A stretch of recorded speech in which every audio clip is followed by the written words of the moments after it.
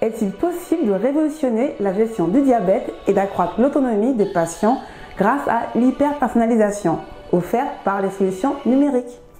Coralie Lefebvre, CEO et cofondatrice de Diapimed, nous dévoile comment leurs applications mobiles aident les diabétiques à gérer leur condition de manière plus autonome et personnalisée. Bonjour, je suis Adriana Georges, experte passionnée de sciences, santé, innovation et entrepreneuriat. Si vous n'êtes pas encore abonné à la chaîne, je vous invite à le faire maintenant en cliquant sur le bouton d'inscription en bas. Rejoignez notre communauté dynamique des visionnaires santé pour explorer et contribuer à des stratégies innovantes et durables pour une santé personnalisée, individualisée. Cliquez simplement sur le lien qui est dans la description ou qui apparaît juste ici. Donc c'est cut.ly/visionnaire santé. Place à la conversation avec Coralie. Bonjour à tous, donc je suis ravie d'accueillir aujourd'hui Coralie Lefebvre, qui est CEO et cofondatrice de Diapimed, qui développe des solutions innovantes pour les diabétiques, pour améliorer ainsi leur qualité de vie, leur autonomie et aussi pour leur donner plus de liberté. Donc bonjour Coralie, comment vas-tu aujourd'hui? Bonjour Adriana, ça va très bien, merci. Et puis merci de me recevoir. Ouais, c'est vraiment un grand plaisir. Du coup, pour commencer, on va faire simple. Est-ce que tu peux te présenter un peu ton parcours et en particulier les événements qui ont marqué un peu ta carrière et ta vision en fait d'aujourd'hui? Oui, avec plaisir. Donc, je m'appelle Coralie. Je suis de formation, je suis ingénieure en génie biologique. Donc, c'est une formation qui a plutôt vocation à mener vers l'industrie pharma, la R&D dans le domaine du médicament. Suite à cette formation, je suis passée dans l'industrie pharma, et j'ai travaillé plusieurs années, en centre de recherche en oncologie, à l'Institut Curie à Paris et ensuite, au centre de recherche qui est adossé à la clinique Val d'Orel ici à Montpellier, où j'habite maintenant et D'accord. j'étais pas très épanouie dans ce domaine de la recherche. Donc en 2015, j'ai fait un virage à 360 degrés et je suis rentrée, dans un cabinet de conseil en stratégie d'innovation. Et D'accord. là, mon activité, c'est devenu, le conseil pour les entreprises innovantes, en général des startups ou des PME, toujours du domaine du médical, sur des sujets de financement, de positionnement marché, études de marché, et cetera. Et l'idée, c'est pour un porteur de projet ou pour une entreprise, innovante, jeune, de dire: «OK, vous avez cette technologie, comment vous allez l'amener sur le marché?» tant au regard, de l'écosystème marché, du besoin, de la concurrence et cetera, mais également comment vous allez l'amener sur le marché, avec quel financement. Donc j'ai fait ça pendant quelques années et puis, Et comment tu as eu l'idée justement de passer d'un centre de R&D à un cabinet de hem conseil? C'est pas moi qui ai eu l'idée, je sentais que voilà, j'étais plus épanouie dans cette activité de recherche. J'ai pris LinkedIn, j'ai cherché d'autres métiers qui existaient et j'ai contacté plein de personnes.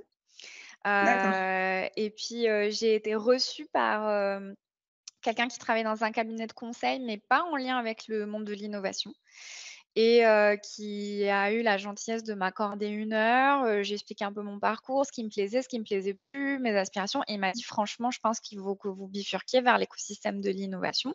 Vous avez un esprit scientifique, technique, mais vous aimez quand ça bouge, vous aimez, parler de perspectives futures et cetera». Il m'a dit: «Je pense qu'il faut que vous vous orientez vers le domaine de l'innovation» et il m'a fléchée vers une autre personne sur LinkedIn et en fait, en faisant des sauts D'accord. de puce comme ça, j'ai affiné le projet et l'histoire que j'aime bien raconter, c'est que donc je rencontre un consultant qui travaille dans un cabinet. Je lui demande en quoi consiste son travail.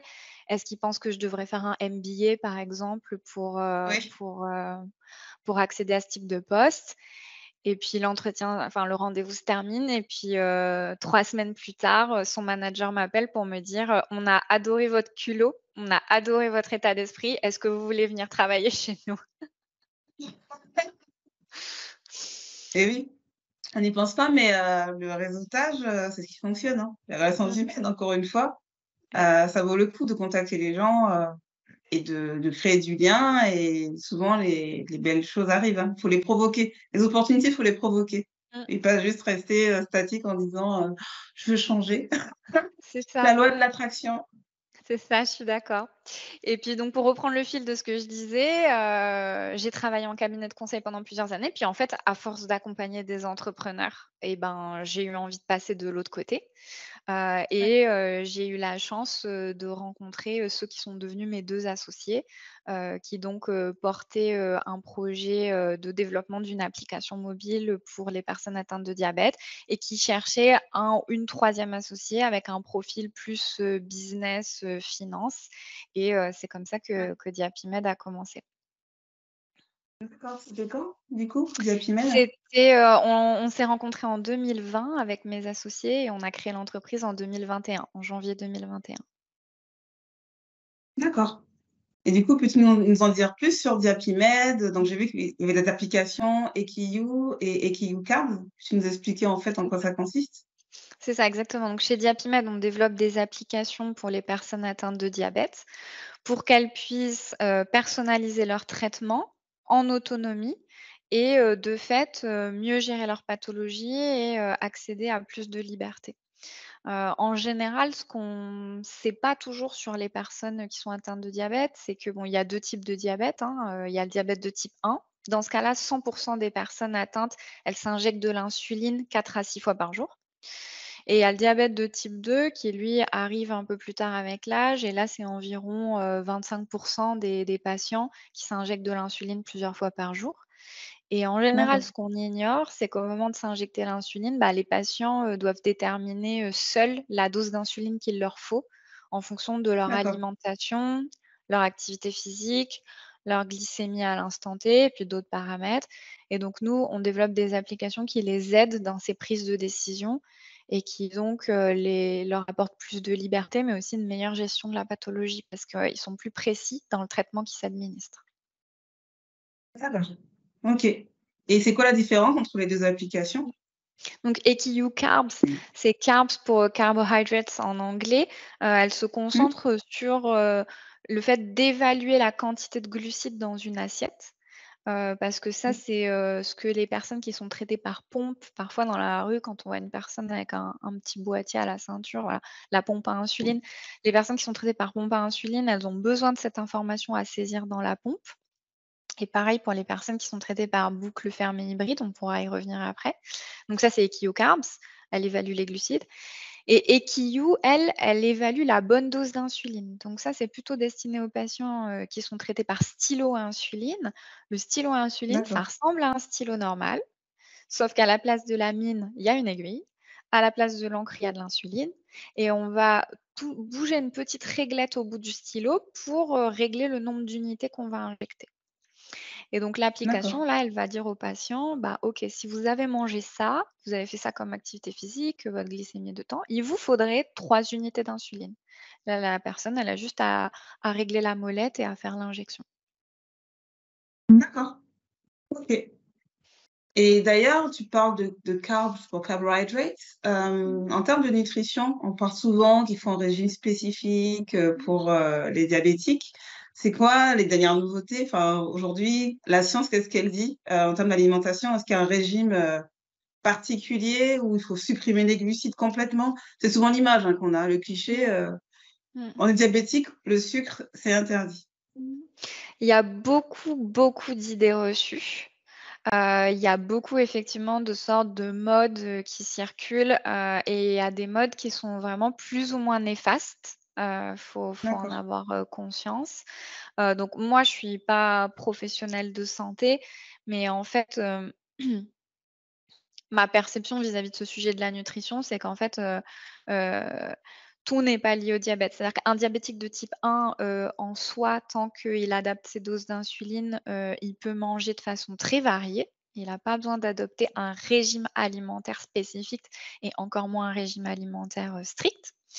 Et une personne qui a un diabète de type 2, tout ne dépend pas que du diabète, en fait. Ça dépend aussi, hem ça dépend de si la personne a des problèmes de surpoids ou pas, s'il y a d'autres ouais, pathologies et cetera. Donc, mon point de vue, c'est de dire, il y a pas de régime miracle, il y a pas de règle, tout ce qui est restrictif, de toute façon, ça doit mettre la puce à l'oreille et en fait, Ce qui compte, c'est la bonne relation avec le bon professionnel de santé, qui va aider, à faire, le tri dans tout ce qu'on peut entendre, qui va aider à définir qu'est-ce qui est bon pour la personne. Mais de toute façon, quelque chose qui est trop restrictif, je dirais que ça doit forcément, mettre la puce à l'oreille. Ouais, je suis d'accord. Ces régimes universels là, c'est toujours, compliqué. Moi, je dis: «Il faut Mmh, mieux trouver ce qui fonctionne pour soi, mmh. et vraiment le personnaliser» et effectivement, s'aider d'un professionnel de santé, c'est mieux parce que, c'est vrai que si on tape sur Google, alimentation, spécifique et tout, là, Ouais. c'est déroutant. Il y a Oui, tellement de mais choses, c'est ça et c'est intéressant ce que tu dis parce qu'il y a tout un module dans les applications qu'on a développé exactement dans cette, lignée-là, parce qu'on se rendait compte que les personnes atteintes de diabète avaient accès à de l'information en ligne, qui allait de l'information fiable à l'information, ouais, complètement, non fiable, et que finalement, ça pouvait vraiment submerger, toute cette information, le fait d'avoir à faire le tri, que ça pouvait être très compliqué et donc, dans les 2 applications, que ce soit dans EkiUCard ou dans Ekiu, il y a un module qu'on a appelé Académie. C'est une bibliothèque d'articles, ouais, rédigés, en collaboration avec des professionnels de santé et sourcés, qui apportent de l'information fiable et vérifiée sur, tous les sujets, qui touchent à la vie d'une personne atteinte de diabète. Donc il y a de la nutrition, il y a des articles sur, les sujets, de l'activité physique, de certaines pratiques ouais. douces, la gestion du stress, la psychologie, en lien avec la maladie chronique, et il y a beaucoup de personnes qui nous envoient des petits messages pour nous dire: «J'ai tout dévoré, ça m'a beaucoup Ah bah, aidé», oui. et l'idée, c'est vraiment de dire on essaye de, éviter l'effet Google et de fournir un espace d'information qui est safe.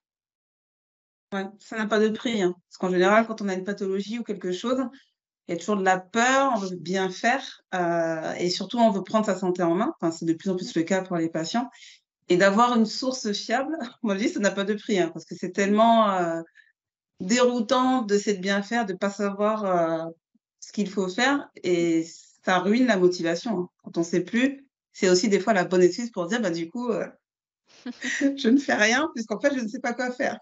Ouais, je suis Donc d'accord. du coup, c'est très bien d'avoir fourni, en plus des applications, cette fameuse bibliothèque pour savoir où sont les sources fiables. Et d'ailleurs, tu parlais des activités physiques, donc pas que la nutrition. Quel rôle joue l'activité physique, dans la gestion du diabète, en fait? Et est-ce que, dans les applications de Diapimed, est-ce que vous en tenez compte?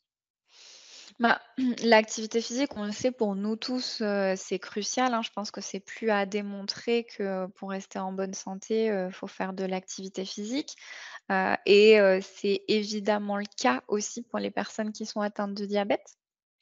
Ce qu'il faut savoir, concernant les personnes qui sont atteintes de diabète, c'est que, l'objectif pour, maîtriser la pathologie, c'est, d'avoir sa glycémie qui est dans une certaine cible. On appelle ça le temps dans la cible, en fait, et ça D'accord, correspond au fait de maintenir sa glycémie, dans une cible. Donc il y a une c'est très technique, hein, c'est entre 70 et 180, milligrammes par décilitre, de sucre dans le sang. Et l'objectif de la personne atteinte de diabète, c'est de maintenir sa glycémie dans cette cible. On appelle ça le temps dans la cible dans le jargon. Et il y a des études qui ont montré que le fait de faire de l'activité physique, tous les jours, notamment, le fait de marcher, l'équivalent de ouais, 1 heure de marche, ça permettait d'augmenter le temps dans la cible de 2. Parce que c'est un peu ça l'objectif pour la personne atteinte de diabète, c'est d'être le plus possible dans cette cible. Donc on raisonne en pourcents. On dit: «Je suis 60 du temps dans la cible, je suis 70 du temps dans la cible». Et ce qui est difficile pour les personnes atteintes de diabète, c'est que leur objectif, d'une certaine façon, vis-à-vis de la pathologie, c'est toujours d'aller grignoter des pourcentages en plus. Parce que plus on est dans ouais. la cible, plus Mmh. on est en bonne santé. Et donc pour revenir à ce que je disais, 1 heure de marche par jour pour les personnes atteintes de diabète de type 1, ça a été prouvé que ça permet d'aller chercher 2 de temps, en plus dans la cible. Donc D'accord, encore une fois, en fait, c'est hyper transverse et on a tous besoin de faire de l'activité pour être, en bonne oui, santé et y compris dans le diabète, ça a été prouvé. Et donc pour revenir à la question que tu posais par rapport aux applications, Là où ça se complexifie pour les personnes qui ont un diabète qui prennent de l'insuline, c'est que souvent, ces personnes-là peuvent avoir peur, si elles font de l'activité physique, de faire une hypoglycémie et Oui, donc de faire un malaise. Là, je fais une parenthèse pour dire que l'hypoglycémie pour une personne qui est atteinte de diabète, c'est pas l'hypoglycémie que toi et moi on peut vivre, hein. Ça n'a d'accord. rien à voir en termes C'est pas le coup de d'intensité. pompe, la petite Ah fringale, non. Non, non, c'est pas le coup de pompe, c'est les sueurs, c'est la vue qui se trouble, c'est d'accord. le malaise. Ça peut même, dans les cas les plus graves, aboutir au coma. Donc on comprend que ces personnes-là, elles aient peur de l'hypoglycémie parce que franchement, c'est quelque chose qui n'a rien à voir avec ce que nous, on peut expérimenter. C'est quelque chose de très intense et donc souvent, les personnes atteintes de diabète, certaines ont peur, en fait, de faire de l'activité physique parce qu'elles ont peur de l'hypoglycémie. Et le fait, avec des outils comme des applications qui calculent la dose, de pouvoir dire: «Bah, si vous allez faire de l'activité physique, voilà comment vous ajustez votre dosage d'insuline et il y aura pas d'hypoglycémie derrière», bah, ça aide certaines personnes à conserver la pratique sportive ou à s'y remettre. Et ça, nous, on l'a vu chez Diapimed pendant qu'on était en phase de test. On a une personne qui est venue dans les locaux pour faire des tests, nous faire son retour d'expérience sur l'application et elle nous a dit: «Depuis que j'ai l'application, j'ai refait du ski avec mes enfants». Donc ça peut D'accord. paraître pas grand-chose, mais en fait, c'est tellement, un beau moment de partage qu'elle nous a témoigné, de dire: «Avant j'avais peur et là avec l'application, j'ai refait du ski avec mes enfants». Ouais, non, c'est super et en plus, je pense pour tout ce qui est maladies parallèles, hein, cardiovasculaires et autres, le sport, c'est quand même, c'est quand même très important. Il y a aussi un autre critère dont tu as parlé, c'est le stress. Mmh. Alors on sait tous, hein, comme pour le sport, que trop de stress, c'est pas très bon, même si un certain type de stress peut nous donner, de l'adrénaline, nous donner entre guillemets, peut être moteur pour nous faire atteindre nos objectifs. On va dire que le stress chronique, est-ce que ça a un impact sur la gestion du diabète ou pas?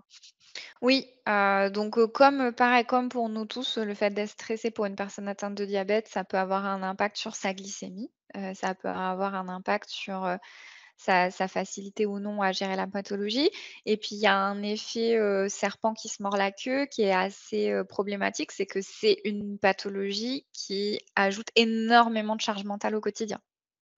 Donc en fait, il peut vite y avoir Oui, une sorte de cercle où, la pathologie, elle est stressante. Le stress, n'aide pas, à bien gérer la glycémie et en fait, on se retrouve, dans une spirale. Donc heureusement, il y a beaucoup d'outils dans le monde dans lequel on vit qui permettent, de travailler sur ce stress.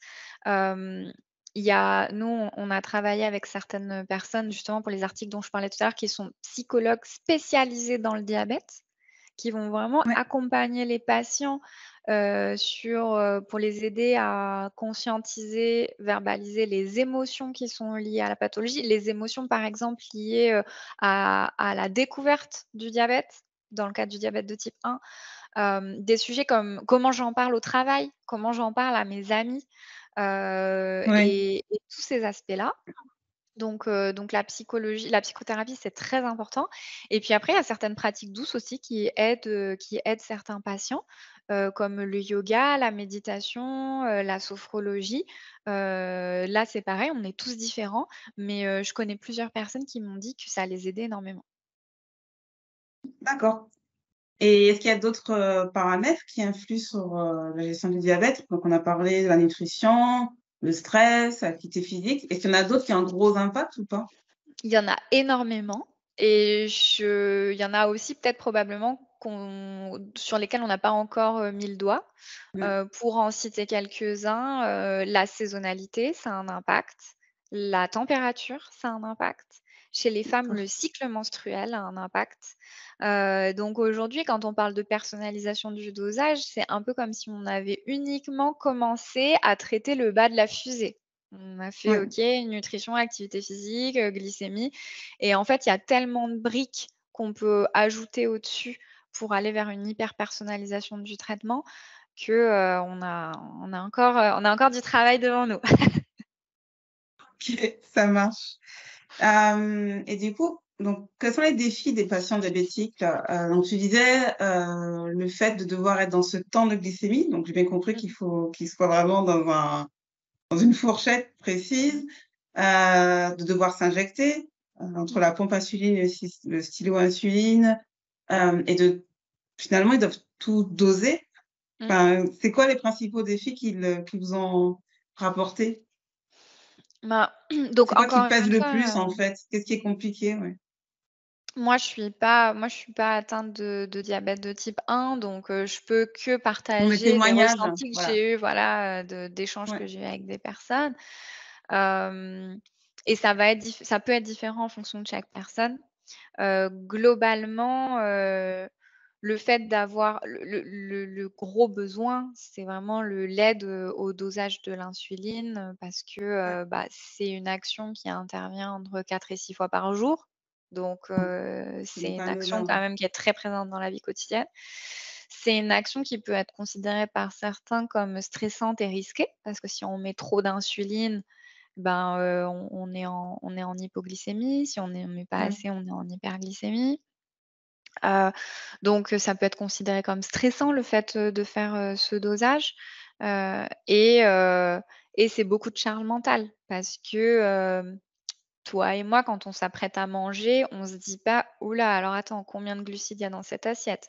S'il y a du gras, Mmh. je vais assimiler les glucides moins rapidement, donc il faut que j'adapte aussi ma dose et puis si je vais marcher après, je dois réduire ma dose de X pour cent». En fait, c'est un nuage de charge mentale que nous, on n'imagine même pas, Mmh. qu'on peut à peine toucher du doigt, qui est, dans la tête de ces personnes, constamment. Donc ça, je pense que c'est difficile à gérer et après, au-delà de ça, c'est un peu comme un millefeuille, viennent s'ajouter plein de couches est-ce que les personnes autour de moi vont être compréhensives? Est-ce que je peux en parler librement? Est-ce qu'au travail, j'en parle pendant ma période d'essai ou est-ce que j'en parle après? Parce que, Ouais. voilà Non, je et donc comprends. les challenges, ils sont vraiment multiples. Ils Ouais. sont vraiment multiples, les challenges. C'est ce que je te disais tout à l'heure, avant qu'on lance ce podcast. J'avais un ami donc qui avait un diabète de type 1, avec qui j'étais dans la même école d'ingénieur et on l'a su finalement, bien après avoir quitté et avoir été diplômé. Et c'est vrai que, au début, on n'a pas compris pourquoi il l'avait caché, Mmh, puisque on avait l'impression en tout cas d'être ouvert et mmh, cetera.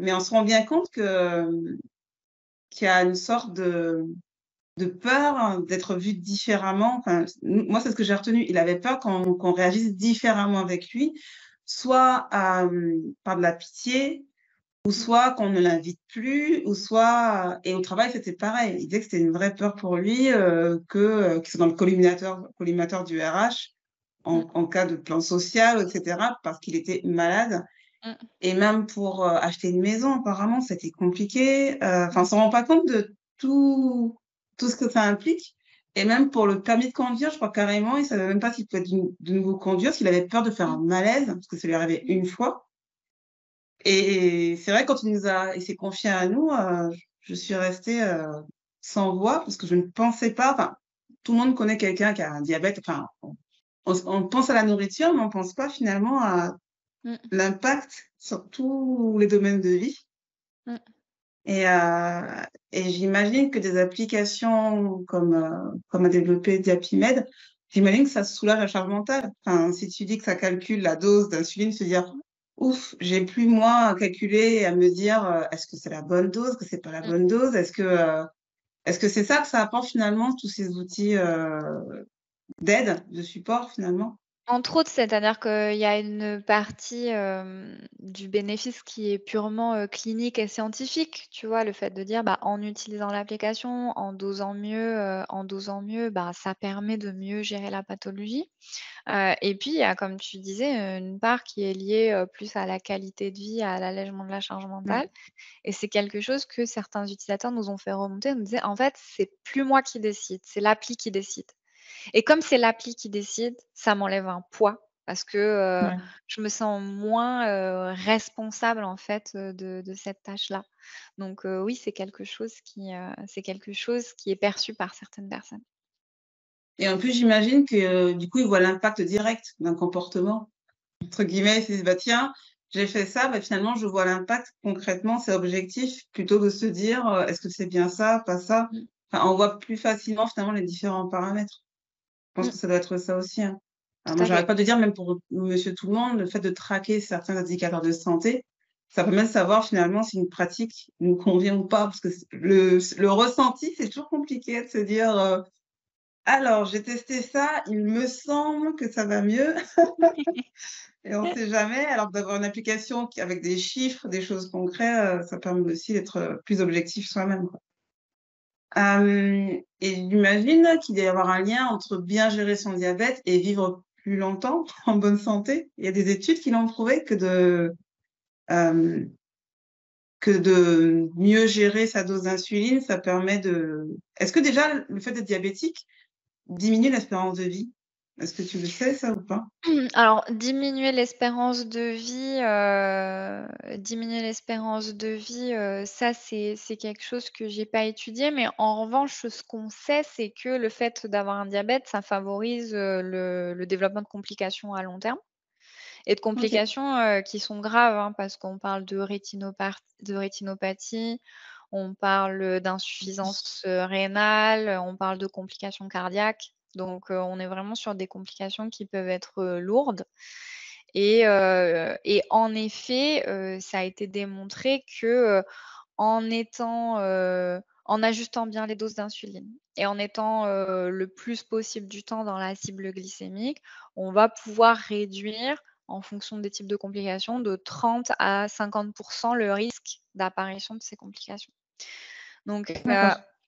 à la fois, il y a un enjeu et à la fois, il faut pas culpabiliser, les personnes parce Oui, que, c'est sûr. tu vois? C'est pas évident à l'instant T quand on est dans son quotidien, on fait aussi comme on peut et donc, à mon sens, toute la philosophie, je sais pas si c'est le bon terme, mais tout le le le sujet, c'est aussi de dire: «Oui, voilà, on sait que ça existe. On sait qu'à long terme, il y a plus de chances d'avoir des complications, que ça peut être grave et que si on gère bien la pathologie, Mmh. on va les réduire. Mais il faut pas non plus que la vie devienne quelque chose, de trop lourd à porter en termes de gestion Ouais. et de charge mentale et c'est à chacun de placer le curseur. Et vraiment et là, je reviens sur ce qu'on disait tout à l'heure, le professionnel de santé, une psychothérapie, ça aide aussi à naviguer dans, toutes ces possibilités actuelles et futures, l'impact de ce que je fais maintenant sur, ma santé future, et comment je règle le curseur pour quand même avoir, un équilibre de vie, qui me convient. D'accord. Aujourd'hui, il y a beaucoup de technologies qui se développent, ça s'accélère même. On entend beaucoup parler de l'IA, intelligence artificielle, avec Mmh. ChatGPT et plein d'autres, outils associés, et il y a de plus en plus de dispositifs numériques aussi en santé qui se développent. Alors certes, obtenir le marquage CE, c'est un vrai défi, mais bon, en tout cas, ça se développe. D'après toi, est-ce que tous ces dispositifs ont un réel impact? Est-ce qu'il y a des limites à tout ça, à toutes ces nouvelles technologies qui se développent? Est-ce que, est-ce qu'on met trop d'espoir dedans? Ou, voilà, d'après toi, qu'est-ce que ça apporte déjà? Mmh. Et quelles sont les limites de toutes ces nouveautés, toute cette technologie-là qui arrive? Ben, effectivement, il y a dans le domaine du diabète, il y a beaucoup de nouvelles technologies. C'est un écosystème qui est très riche, où tout bouge, très, très vite.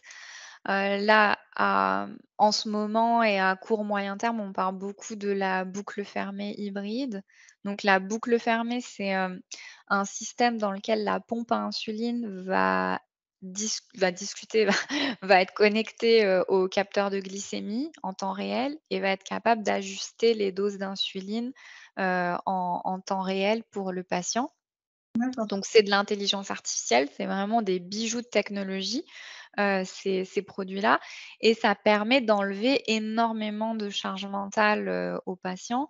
Ce qui reste encore, comme charge mentale à gérer, c'est ce que j'évoquais tout à l'heure, c'est l'évaluation du nombre de glucides dans une assiette parce que ça, le dispositif en a encore besoin.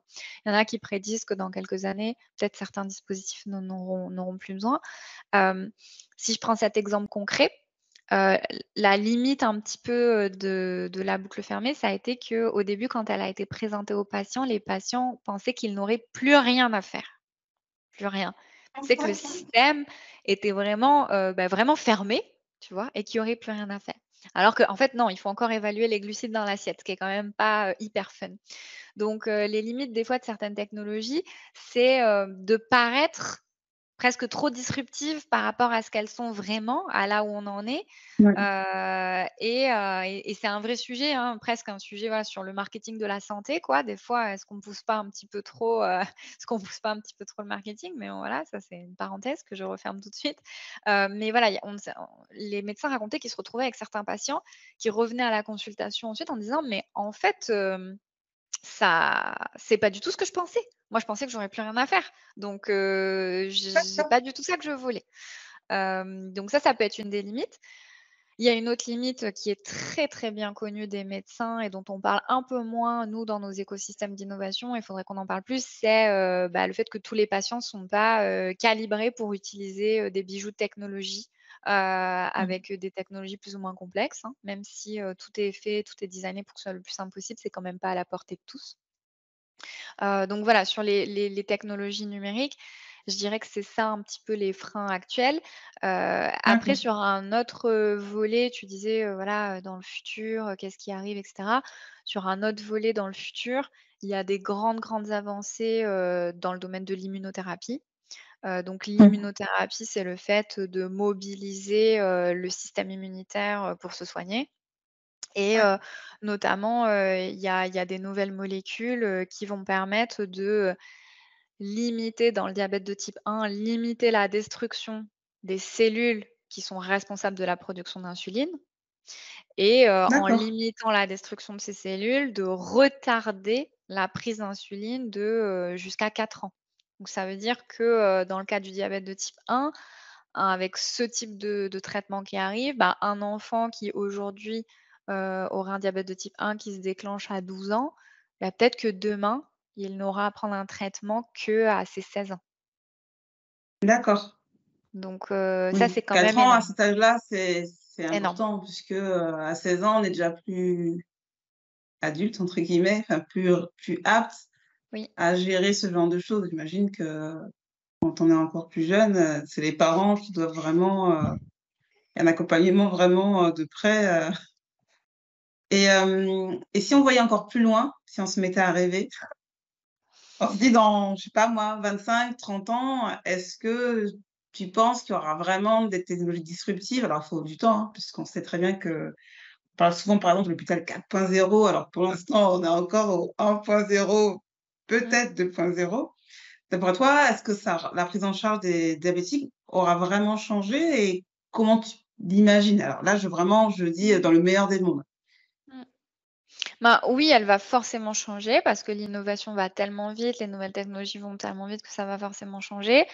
Après, il y a 2 chemins qui sont possibles et j'ai pas la réponse de lequel des 2 Oui, chemins, vers lequel des 2 chemins on ira. Il y a un chemin très, dispositif médical, numérique, intelligence artificielle, qui pourrait vraiment être, le prolongement de ce que j'expliquais tout à l'heure sur la boucle et avoir enfin, des systèmes, apprenants qui fonctionnent vraiment, sans que le patient n'ait rien à faire et délivre l'insuline sans que le patient, n'ait plus rien à faire, plus rien à réfléchir, avec des systèmes un de implant? capteurs, peut-être des pompes Un implantées aussi. implant, par exemple, intégré qui Peut-être, délivre au fur et à mesure.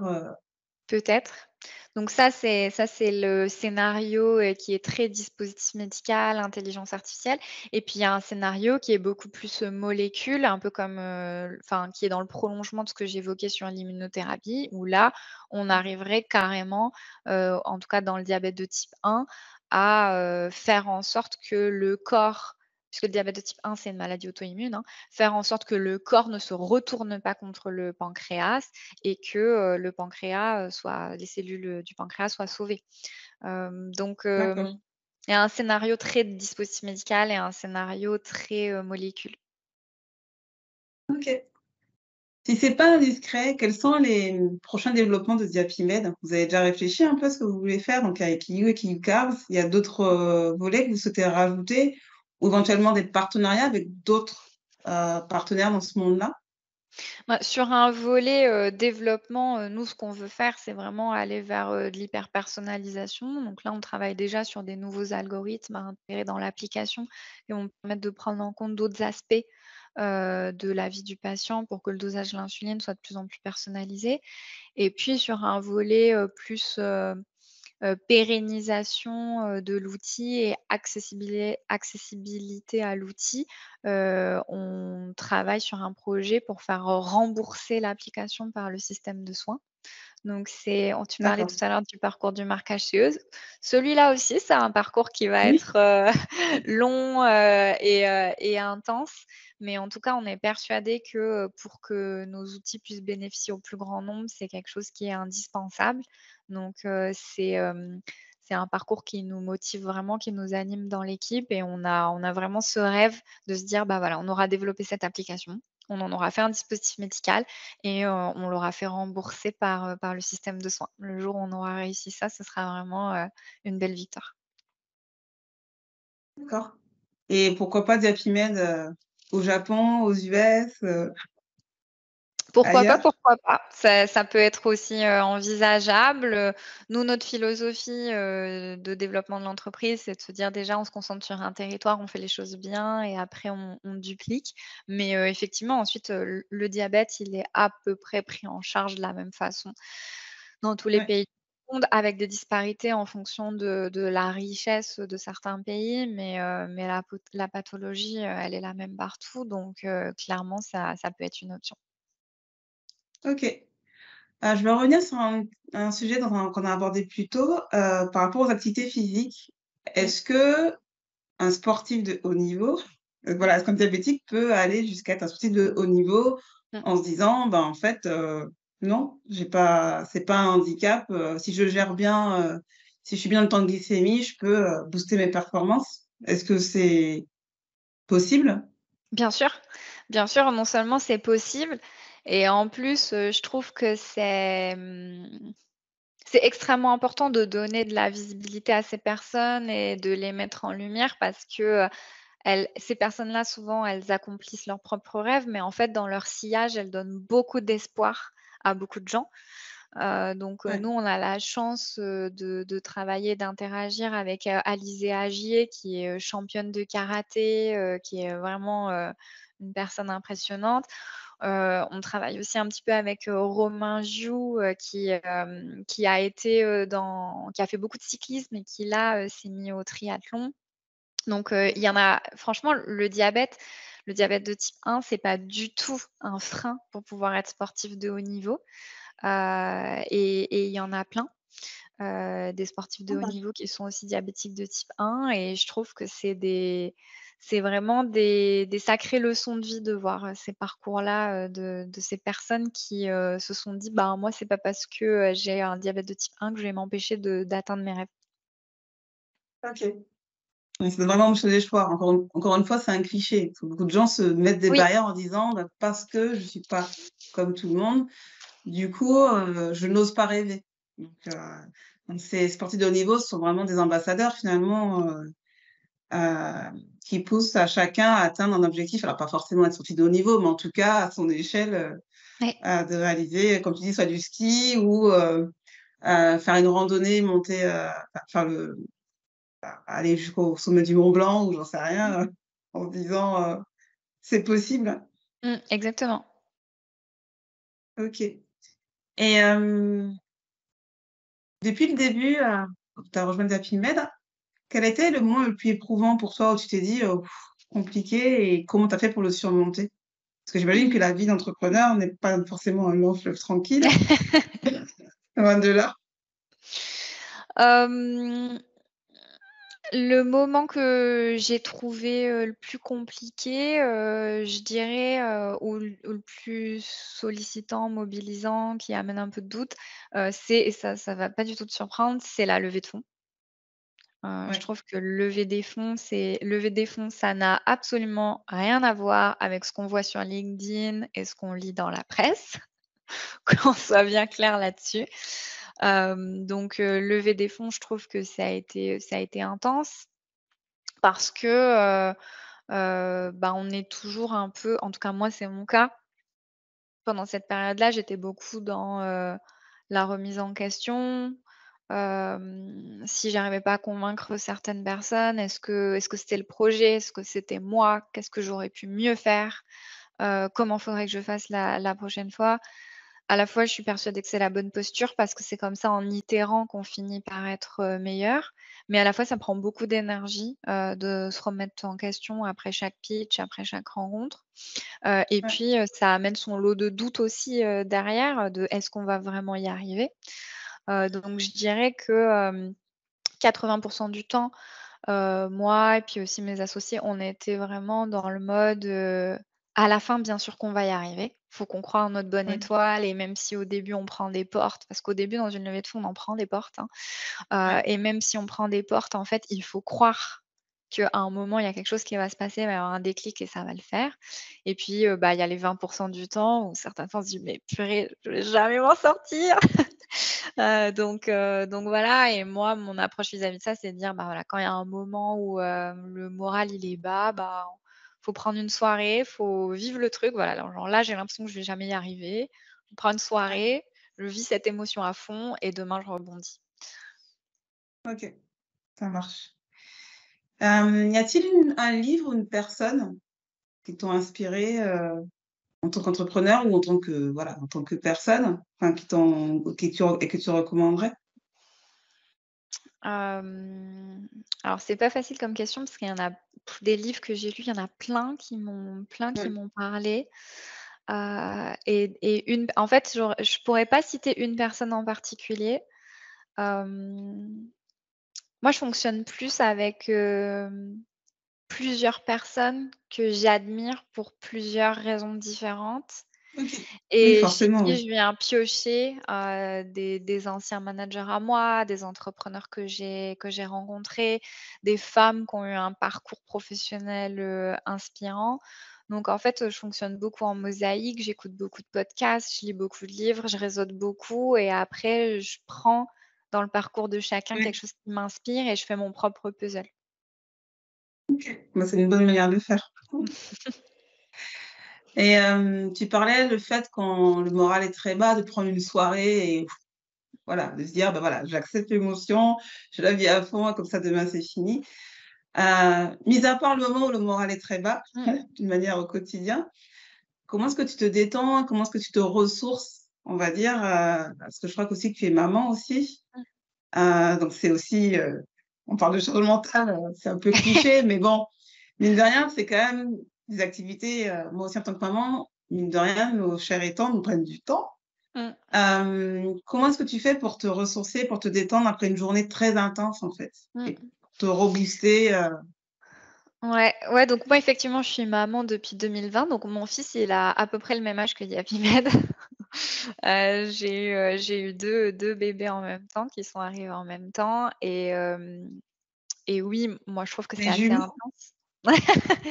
Pas d Non, non, j'ai eu 2 D'accord. bébés, je veux Ah dire bon? Diapimède et mon fils. D'accord.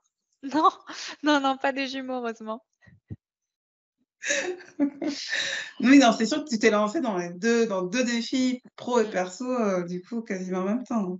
Ouais, c'est ça. Donc voilà, j'ai mon fils qui a 3 ans et demi maintenant, donc oui, c'est intense, les journées, elles sont intenses, au travail et à la maison, mais il faut être aussi honnête, c'est un choix que j'ai fait et je l'ai fait Ouais, aussi parce que moi, j'aime cette intensité dans ma vie, donc je la subis pas et c'était mon choix, personne m'a forcé.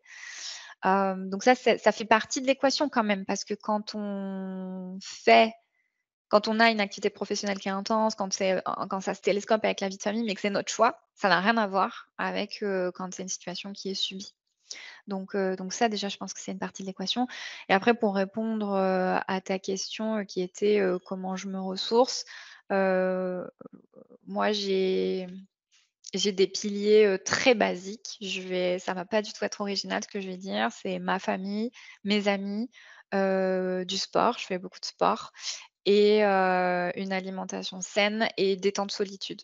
J'ai besoin de moments de solitude pour me ressourcer, et l'enjeu, c'est de se dire: «C'est pas parce qu'il y a plein de choses dans ma vie que j'ai pas le droit ou je peux pas ouais, m'autoriser à avoir des temps pour faire du sport, pour voir mes amis, pour avoir même des moments de solitude». Parce qu'en fait, c'est, tout ensemble qui fait que j'arrive à fonctionner, à être une bonne maman et à être un bon capitaine de navire pour Diapimed. Donc, moi, ma façon de gérer, de me ressourcer, c'est d'avoir un équilibre entre toutes ces choses-là et qu'il y ait un Mhm. moment pour chacune de ces choses. J'ai vraiment besoin de toute cette palette de choses pour pouvoir bien fonctionner.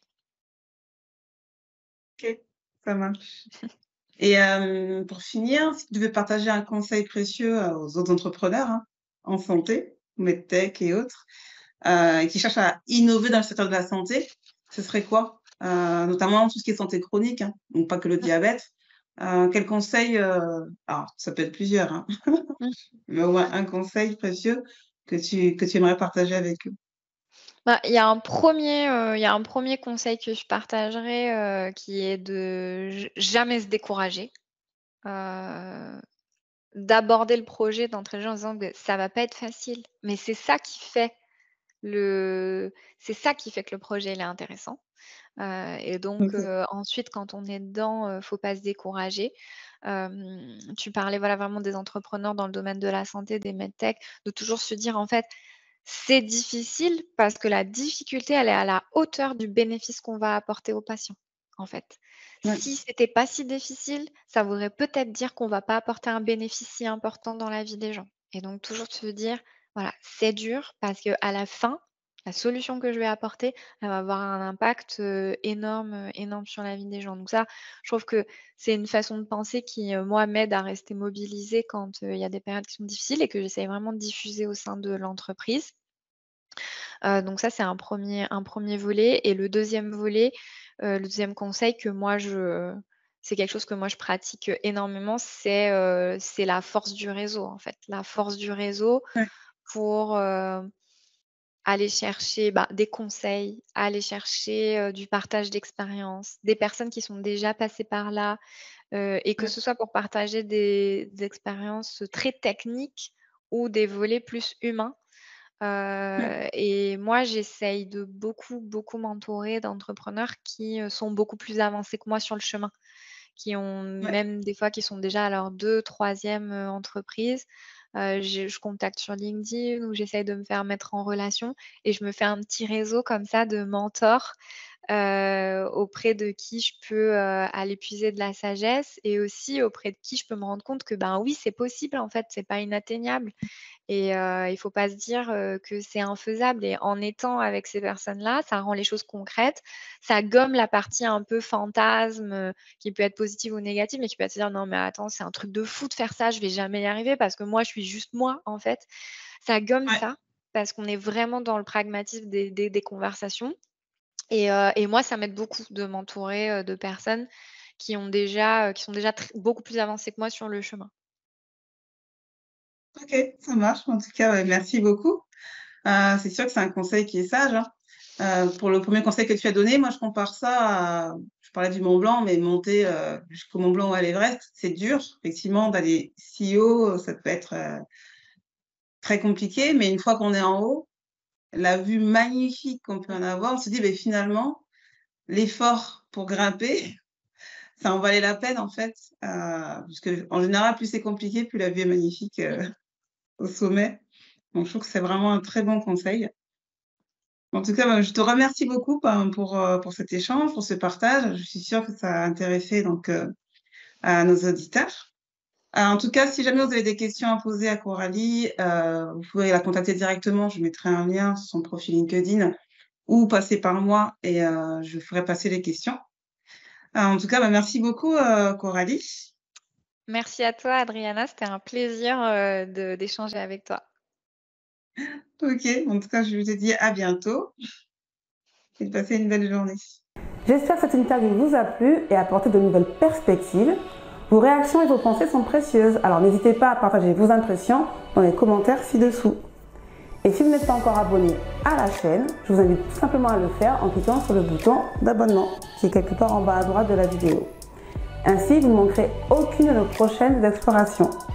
Et pour aller plus loin, rejoignez la communauté dynamique des Billionaires Santé pour découvrir et contribuer à des stratégies innovantes et durables de santé individualisée.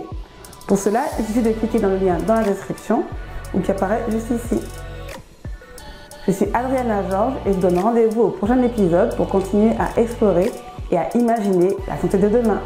Restez curieux, restez inspirés et surtout, prenez soin de vous. À bientôt!